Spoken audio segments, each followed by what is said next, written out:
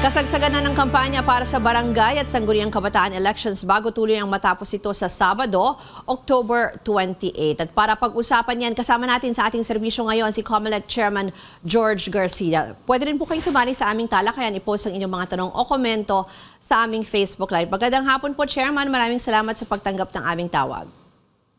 Magandang hapon po, Ma'am Ruth, at magandang hapon po sa ating mga kababayan. Chairman, kamusta ang assessment niyo so far? Alam ko may mga naitala na kayong campaign violations, may mga incidents din of violence. Bigyan po kami ng update. Well, una po muna, handang-handa na po ang inyong Commission on Elections. Na-distribute na po natin ang lahat ng election paraphernalia sa buong bansa. Ang ating po mga PNP and AFP personnel kasama ang Coast Guard ay nakadeploy na sa iba't ibang parte rin ng ating bansa. Nagdagdag po tayo ng ilang puwersa mula po sa mga lugar kung saan considered as red category. At the same time po, madami po tayong mga nahuli na violators naman po ng ating pong yung mga illegal posters at illegal campaign materials at illegal campaigning. At the same time, may mga nahuhuli rin po tayo patungkol sa vote buying at ang lahat ng yan ay may mga kaukulan na show cause orders. Ang iba naman po ay na-file na ng disqualification at in fact po kahapon, naglabas na ang Commission Division ng mga disqualification resolution. At the same time, sinuspend po namin ang mga proclamation kung sakali mananalo ng mga mga kandidato na may kaso ng disqualification dito po sa amin. Chairman, medyo bago kasi itong mabilis na pag-i-issue nyo ng disqualification resolutions. Ano po, parang in the past, parang hindi ko maalala na sa mga barangay elections ay ganito kabilis. Paano po yung naging proseso? Ma'am Ruth, alam niyo, batas naman po yan. Naandyan yes, lang po yan sa matter of implementing the law. Dapat lang po talaga matibay ang loob at kinakailangan tutuhanan ang pagpapatupad ng ating po mga batas kasi kinakailangan patunayan nila na hindi po nagbibiro ang komisyon o patunayan natin na hindi nagbibiro ang Commission on Elections sa ginagawa po nating kampanya. So from now on, we will have to set a standard na dapat ganyan po ang pagtalima ng ating po mga kababayang kandidato kahit na national and local elections sa ating po mga patakaran.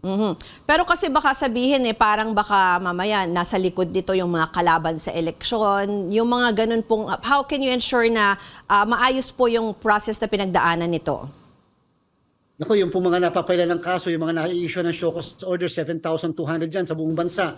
Minsan po, sila mismo mga magkakalaban ang mga nakakasuhan po. Number one. Number two, kahit po ang nagre-reklamo, maaaring ang nagre-reklamo o nasa likod ay yung kalaban, amin pong bine-verify pa muna, hindi po namin kaagad na ina-actionan at pinapailang kaagad ng kaso. Kung kaya naman po, hindi po nga lahat doon sa 7,200 ay itinutuloy natin na kaso o formal na disqualification sapagkat madami rin po, halos 700 ang na-dismiss po ng mga kaso sapagkat wala pong kwenta, walang basihan at wala pong ebidensya. Basta lang po reklamo na ang purpose talaga ay guluhin yung mga kandidato. So wag po mag-alala at kami po may paraan to counter-check whether ito'y pamumulitika lamang o sadyang ito ay tunay na report coming from our voters or from our constituents. Ano pong magiging implication nito doon sa kandidato? Halimbawa kung may disqualification resolution kapag nanalo po?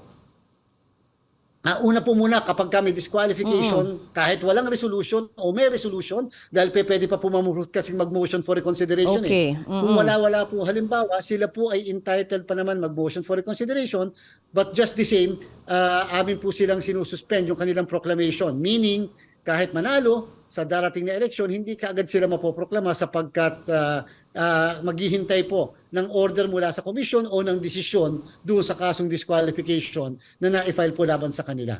Isa pa pong medyo mainit na issue ngayon yung vote buying. Kanina lang, or was that yesterday, meron sa Navotas na nahuli na po yung talagang may operation po yung pulisya na nakita may mga envelopes, parang in-invite lang daw for a briefing. Paano po yung paano po nangyayari yung ganyan? Paano po nare-report at paano po nagkakaroon ng hulihan talaga?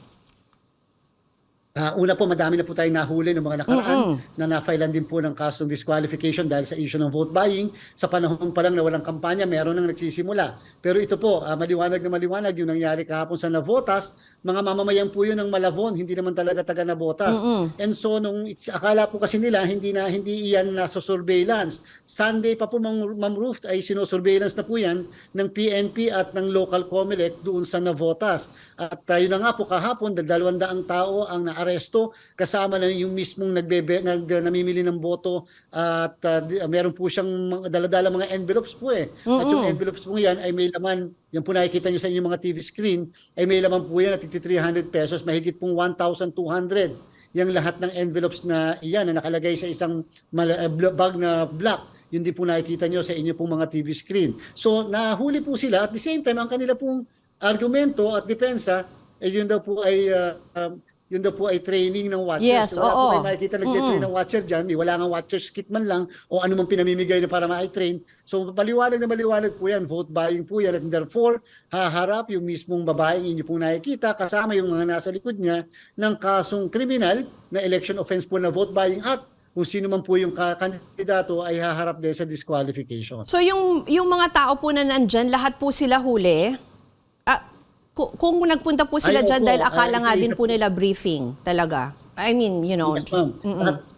Lahat po sila ay na-book, lahat po sila ay dinala sa ating pong police station at pagkatapos isa-isang kinuhanan sila ng statements po kaya medyo inabot na hanggang maghapon talaga yung pong pagbubook po sa kanila lahat. Pero again, doon sa mga vote sellers, yung mga nagbebenta ng boto, wala naman pong problema kung kayo ay magsasabi ng katotohanan, pwede po namin kayo ma-exclude sa prosecution, pwede namin ibaliwala yung kaso laban sa inyo, lalo pat kung kayo ay makikipagtulungan po sa Commission on Election para mapatibay namin yung kaso laban doon sa mga nagdala sa inyo dyan at namimili ng inyong boto. Okay. Chairman, pagpatuloy natin ang ating usapan, mag-break lang tayo. Next natin yung inyong mga paalala sa mga botante para sa Lunes. Kasama pa rin si COMELEC Chairperson George Garcia sa pagbabalik ng Newsroom ngayon dito lang sa CNN Philippines. Balik po tayo sa ating serbisyo ngayon kasama si COMELEC Chairman George Garcia. Chairman, sa Monday na po ang eleksyon, ano po ang paalala sa mga botante? Halimbawa yung voting hours, ilan po ba ang kanilang mga dapat iboto? Ma'am Ruth, ang pagboto po natin ay alas 7 hanggang alas 3 ng hapon. Yan lamang po ang period sapagkat tayo po ay manual na election. Ibig sabihin po, mano-mano ang ating pong halalan. Kinakailangan po isulat nila yung mismo mga kandidato na kanila pong iboboto. Ito po ay mano-mano rin na bibilangin maliban na lamang po sa 3 lugar. 2 lugar po sa Dasmariñas, Cavite at dito po sa District 6 ng Quezon City. Sa 5 to 7 o'clock naman po, meron tayong early voting hours sa Muntinlupa at saka dyan po sa Naga City kung saan ang senior citizens, PWDs at heavily pregnant women ay pabobotohin po natin na mas maaga kumpara sa mga ordinary mga botante. So 5 to 7 po, exclusive po sa kanila yan. Meron din po tayong 11 na mall voting areas kasama po ang Legazpi at 2 po sa Cebu. Ngayon po, hindi po nyo kinakailangan magdala ng kahit na anong identification cards. Basta ang pangalan nyo ay nasa listahan ng mga botante dyan po sa labas ng presinto at sa loob ng presinto. Wala rin pong mga test na mga kinakailangan ipakita katulad lalo-lalo na yung sa COVID-19 test. Wala pong kailangan na requirement na ganon para makaboto. Ang sedula po, Ma'am Ruth, ay hindi po identification card at hindi po yan tatanggapin kung sakali may maghanap o kung sakali may mag-question sa kanila pong identity. So maganda na rin po na may dala silang ID although hindi po ito required. At the same time po, siyempre pinapaalala natin, Ma'am Ruth, meron po tayong liquor ban mula po sa 29 ng gabi onwards hanggang 30 po yan, liquor ban na po tayo. Tapos, Chairman, yung mga iboboto po, ano po yung makikita nila sa kanilang mga balota? Wala po, hindi po nakaprint ang mga pangalan sapagkat remember po manual po ito, kaya po isusulat nila. Yung mga blanco lang po yung nakalagay doon. So isang barangay chairman at 7 kagawad, isang SK chairman at 7 kagawad din po. Magkaiba po ang kulay ng balota ng regular na botante, kulay black po yung guhit. Doon naman po sa SK kulay pula po ang guhit po ng balota na ito. At the same time po, yung pong 15 to 17 years old, isang balota po ang ibibigay. Yung pong 18 to 30 years old, 2 balota po sapagkat SK at regular na barangay, mga kandidato sa barangay. At yung pong 30 years old and above, isang balota rin po. Maliban na lang po, Ma'am Ruth, dito po sa Bulacan, meron po tayong plebisito kasabay ng barangay na SK election na kung saan ang San Jose del Monte, Bulacan po, ay may kagustuhan na maging highly urbanized city. So may katanungan po isang balota pa kung yes or no na pumapayag sila sa highly urbanized city. Kaya po, yung 18 to 30 years old, yung pong 18 to 30 years old, 3 pong balota ang matatanggap. Doon, at yun naman pong 30 and above, 2 balota naman po ang matatanggap nila. Chairman, itong binanggit nyo na rin kanina kasi dapat nasa listahan ng mga nasa voters list yung pangalan nila. Usually yan ang problema pag eleksyon pero meron din po kayong precinct finder na rin Chairman. Yan nilabas na po namin although na late sapagkat noon lang po kami binigyan Go Signal ng DICT. Sa kanila po muna kami nagpapaalam. Pero pwede niyo pong tingnan yung precinct finder na pinapakita sa inyong TV screen, yung pong mga hindi na nakakauwi doon, nakakapunta sa local COMELEC. Pwede niyo pong tingnan. Basta po tama, dapat yung itatype niyo ng mga pangalan, lalong-lalo niyo may junior, kinakailangan eksakto, may period at kahit wala yung comma. So maganda po yung tingnan niyo mabuti, baka po kasi mali spelling, kaya hindi niyo kaagad makikita. Operational na po yan, simula po nung isang araw. Chairman, ang campaign po ay hanggang kailan? Tapos pagdating po sa election day, ano po yung mga bawal nang gawin para lang matandaan po ng ating mga kababayan, mga botante at mga kandidato? Ang ating pong campaign period, Ma'am Ruth, ay October 19 to 28 lamang. 29 po, bawal ng mga kampanya. Yan po yung pahinga. At the same time, pagninilay-nilay ng mga kababayan natin para malaman at mapag-isipan nila mabuti sino iboboto kinabukasan. At syempre, sa mismong araw na yan, dapat po wala ng kampanya. Yung mga namimigay-migay ng polyetos, minsan ginagamit pa yung mga bata, pangangampanya po yun. Sana po itigilan natin, nakakadumi pa sa ating paligid. Alam naman po na ng mga kababayan natin kung sino iboboto sapagkat mga kabarangay po kayo magkakakilala, magkakaibigan, magkakaklase at more or less po nagkasama-sama na rin. Kaya po hindi na kinakailangan magganon pa tayo sa mismong araw ng eleksyon. Yung mga libreng pakain, hatid sundo, namimigay pa po ng mga kung ano man pa, yun, mga ganon, mga t-shirts, bawal po. Isipin niyo po, Ma'am Ruth, huling araw na nga lang, doon pa kayo madidisqualify, doon pa kayo mapapailan ng kasong kriminal, election offense ng vote buying. Bawal magpakain, bawal mag-abot ng kung ano-ano, t-shirt, bowler, sombrero, kahit anuman, sapagkat mas maganda na po yung wala, baka mapicturean pa kayo ng mga kalaban nyo, makasuhan pa kayo sa amin, ma-issuehan namin kayo ng show cause kahit tapos na election. Huli na lang po, Chairman, yung mga, just in case may mga reklamo po sila, saan po sila pwedeng tumawag or i-report dyan sa COMELEC? At saka yung panawagan sa ating mga kababayan, minsan kasi pag barangay elections or SK, yung iba tinatamad na pong bumoto.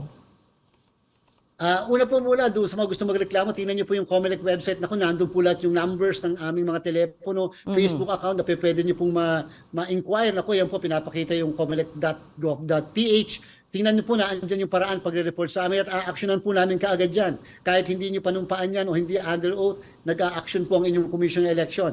Ngayon po, doon po naman sa ating mga kababayan na uuwi. Alam niyo po, October 28 pa lang, bakasyonan na hanggang November 5. Ito po yung samantalahin natin. Family gathering, family reunion, boboto po tayo. Noong 2018, 70% po ang nakaboto. Sana naman po itong 2023 Barangay SK, mas taasan natin ang makakaboto this time. Kasi po noong nakaraang taon ng 2022 election, 83% po ng mga Filipino ang pumunta sa bawat presinto at bumoto, pinakamataas sa ating pong kasaysayan. Siguro huli na lang talaga, address na lang din natin yung mga kandidato mismo, Chairman, lalo pa ngayon sa ilang lugar may mga insidente na po ng karahasan .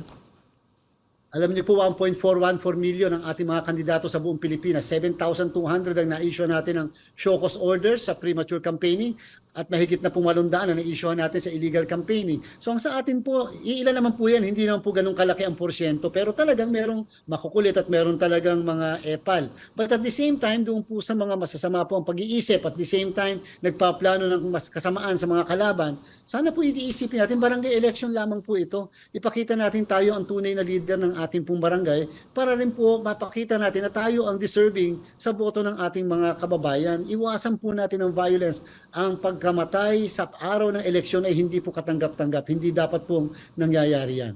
Maraming pong salamat kay COMELEC Chairman George Garcia.